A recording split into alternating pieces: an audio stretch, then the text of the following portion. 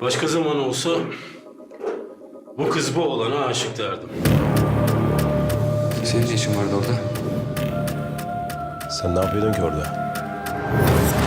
Benden istediğin cana karşılık ben de senden bir can istiyorum.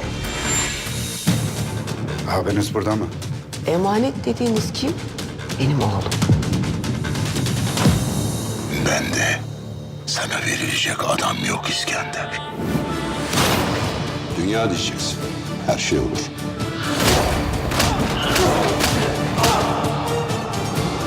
Kalanlarla da helalleş. Işığı söndür genç. Çünkü çok fazla yaşamayacaklar.